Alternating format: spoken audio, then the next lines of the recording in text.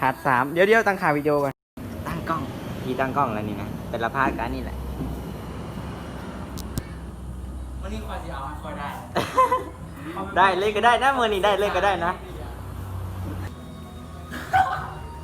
คือเก่าเป็นก็มือที่2เลย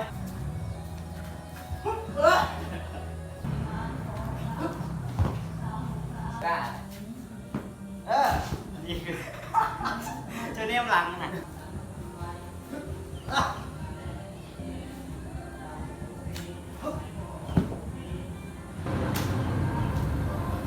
เฮ้ย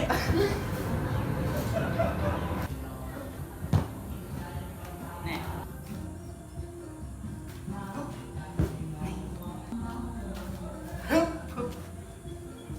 ได้ก่อน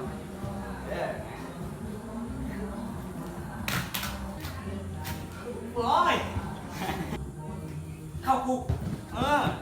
สูตรเก่าเดี๋ยวนี้มันเถิงเฮ้ย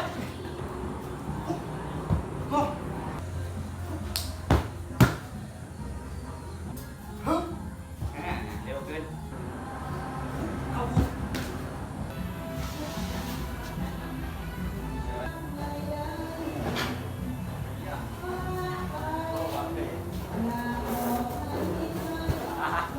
นี่แหละ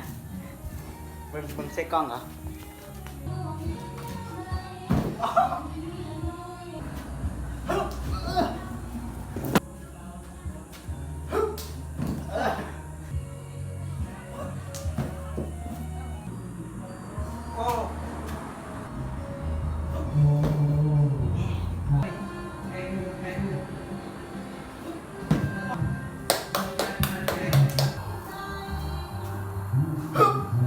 สวย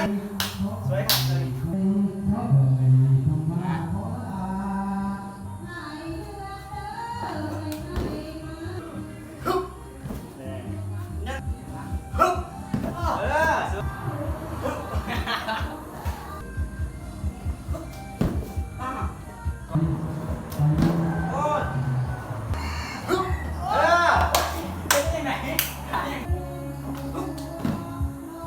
กอดขาไปขางเดียวเว้ยนี่กอดเข่า2 ข้างเดี๋ยวโบแห้งเดี๋ยวนะ